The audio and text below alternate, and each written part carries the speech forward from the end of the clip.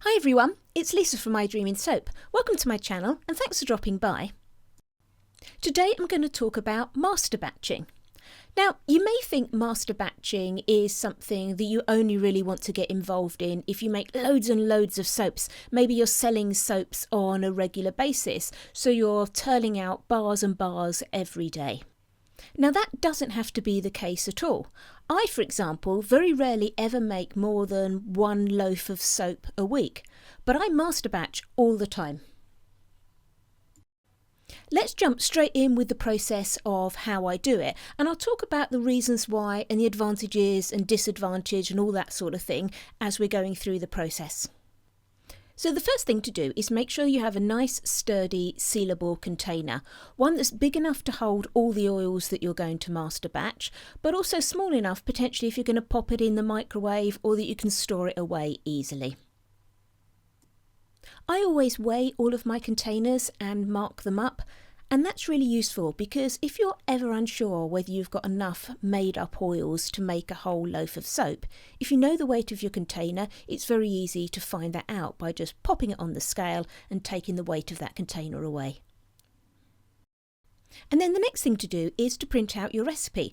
I'm going to use a recipe from SoapCalc, but obviously you use whatever lye calculator that you normally use. Now, people seem to often get confused about this aspect. Literally, if you have a recipe and you want to keep everything the same for 1 bar of soap, 10 loaves of soap, 20 loaves of soap, you just multiply up the recipe. There's no weird things going on. If you want 10 times the amount of recipe, you do 10 times the quantity of everything. Now, I've not actually put the proper oil names or anything in here because this video is not about how to produce a certain bar of soap and soap qualities or recipes and all that sort of stuff. It's literally about how to take your recipe and master batch it. So one of the things that I always do is that I like to arrange my oils as hard oils first and then liquid oils second, and I group them that way. I find it so much easier than alphabetically or anything like that because it allows me to do little subtotals of what I expect the oils to be when I've done each proportion, and it allows me to do an extra check to make sure that everything is spot on correct before I move away to the next stage. Now, when I'm master batching, I tend to melt my hard oils gently on the top of a stove in a saucepan. I prefer that because it's not so severe as using the microwave. So what I'll start off with is my sort of tough hard oils. So this would typically be something like coconut oil, if you use lard, or if you use palm oil. Those are sort of the robust, really tough oils that doesn't matter if they get relatively warm. So I'll measure those out, pop that into my saucepan, and then I'll go and heat that on the stove until it's clear.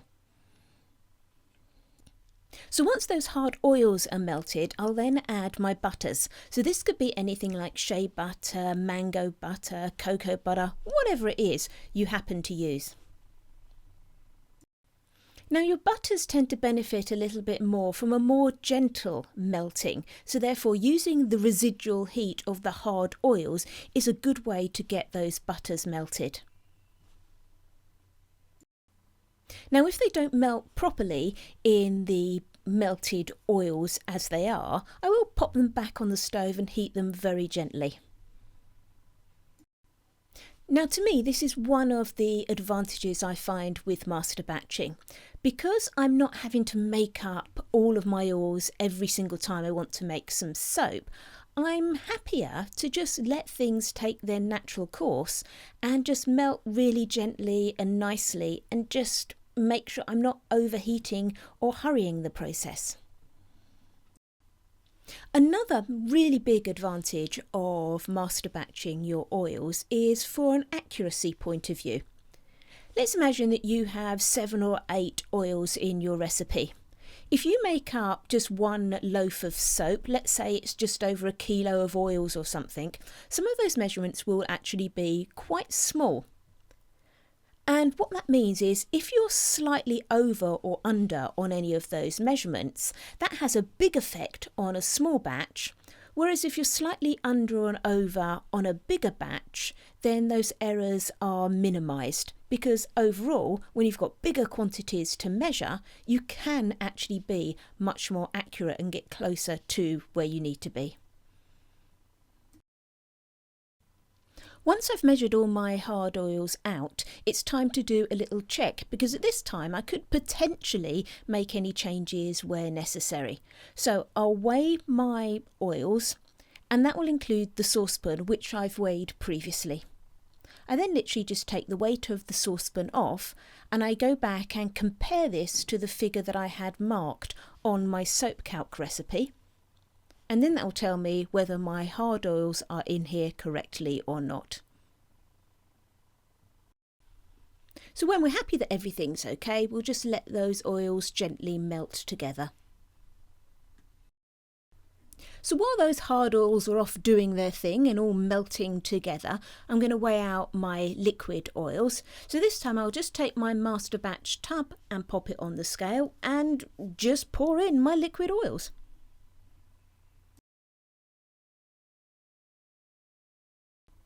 Now, I'm sure you don't need to watch me pouring oils into a container, so we'll jump through some of this.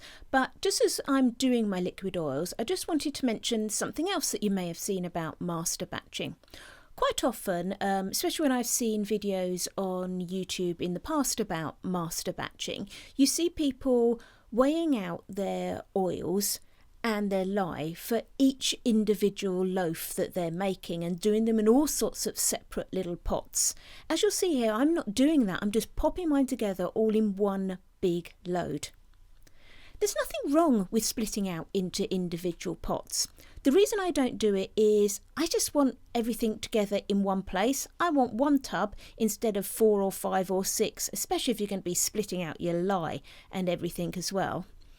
And also for me, I quite often use different amounts of oils depending on which mould I'm using. And also I find it really handy if I've just got a big batch of oils. If I want to quickly test a new fragrance oil or something, I can just easily pull out 70 grams of oil or whatever I need and quickly do a little batch to test some fragrance. So that's why I don't split mine into exact quantities, because when you need your oil for your soap, just pour off the amount that you want.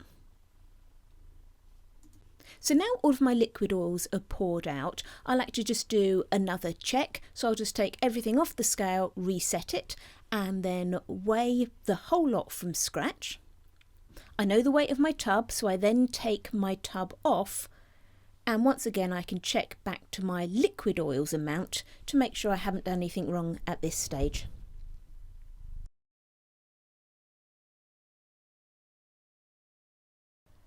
And then finally, when the hard oils have all melted and are nice and clear, we can combine the two amounts together, pop the lid on the tub and put it away nicely sealed until we need to use it. Now, one thing I haven't accounted for here is wastage. If you read any more detailed blogs and things on master batching, quite often they're aimed at what if you want to make specifically master batches for say 10 batches of soap or 12 batches of soap. What you have to bear in mind in that situation is that when you master batch, there is naturally going to be some wastage, some loss of oils. So you always need to make a little bit more than you actually need. I guess it's sort of the same sort of thing, isn't it? Like even when you scrape out your jugs, you always lose a little bit of oil. When I do my master batch, I make up a whole load of oils. I use them as I want, and when it gets to the point that it looks like I haven't got enough to make up a whole loaf, I'll then pour out that last little bit and put it aside ready to use in my soap. I'll clean out my tub and then I'll just make up a whole nother big batch, and I'll use that fresh batch to top up what I was short from in the bit that I've just poured out. Now, as long as you store your master batch oils properly, in fact, in just the same way as you store all of your normal individual oils, it will last a good long time. Basically, they would last to the shortest shelf life of the oil that you poured into them. Now for me, as I said previously, I make up a master batch which will last me about a month, and that suits me fine.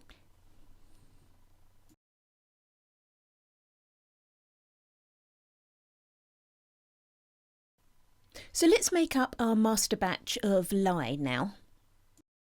Now when I make up my lye, I don't make up a specific amount to try and match the oils that I've made up. And quite often I'll actually make them up at quite different points in time. I just make them up as I need them. Now the amount of lye that I actually make is usually about a litre. And that's because the bottle that I store it in is a litre bottle. And I still find that this lasts me a good few batches of soap. So again here I'm not doing anything weird, I'm just literally carefully weighing out my distilled water that I need for the batch I'm making up.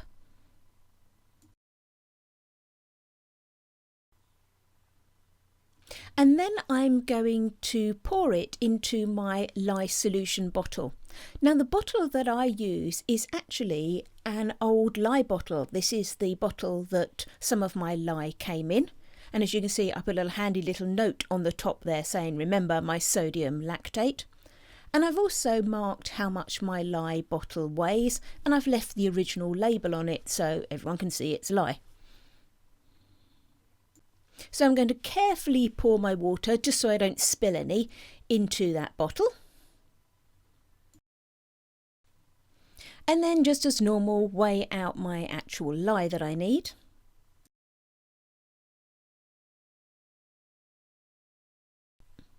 So this is the bit that may surprise you a little bit. I'm actually going to pour my lye straight into the bottle that I'm going to use to seal it in. Now I'm aware that most people probably make their lye up in a jug, give it a good old stir and then allow it to cool down. And once it's cooled, transfer it into an airtight bottle if you're going to be master batching rather than using it straight away. And that is exactly what I used to do. But this method is a method I read about from Kevin Dunn in his book Scientific Soap Making. And I must admit, the thought initially of mixing up lye straight into a sealed bottle did worry me a little bit, but it does work really well.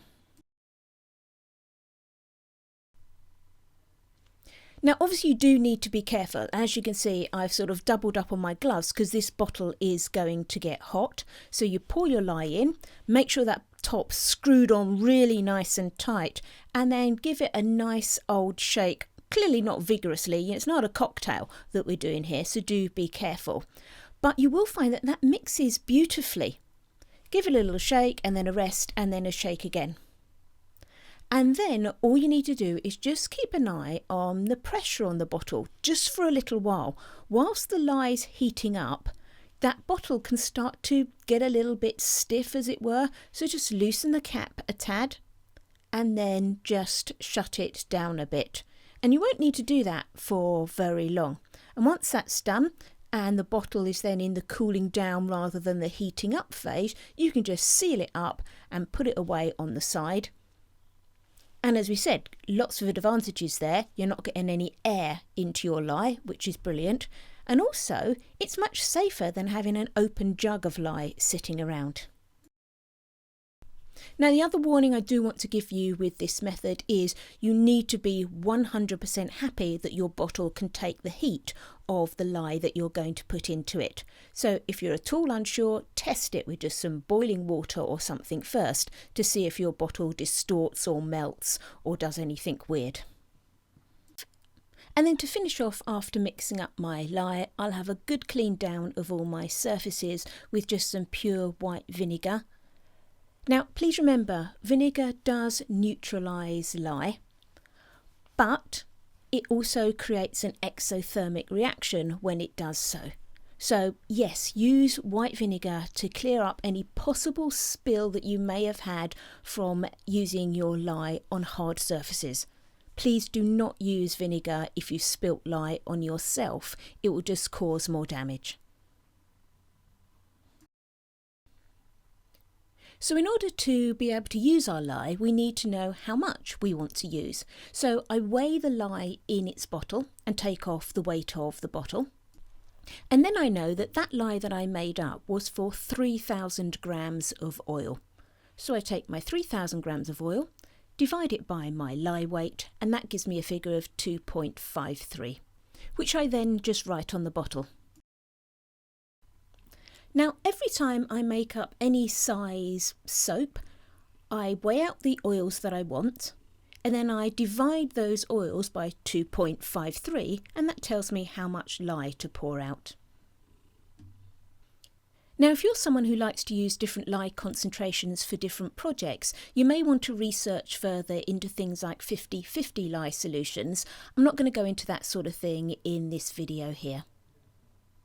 And then let's just finish off our little section on lye by looking at one of my favourite reasons for doing this method. Look how beautiful and clear that lye solution comes out because it wasn't exposed to any air. So we've got no lye lint, just a lovely, clear, beautiful solution. And then when it comes to using your oils, you may find that they've sort of settled a little bit and split, but they won't have reverted back into being those solid oils. So all you need to do each time is just mix them back together. So I typically, because I'm going to be using my stick blender anyway, I typically just give them a little bit of a blend. And then I just pour off the amount of oil I need, pour off the amount of lye I need, and there I am, ready to go and make my soap. I hope you've enjoyed this video and you found it useful. I do think it is worth doing some master batching, even if you don't make tons and tons of soap. If you've got any questions or comments, then please leave them in the comments section below and I will get back to you. If you'd like to see what I'm doing in the future, why not subscribe to my channel? Thanks for watching everyone. Happy soaping!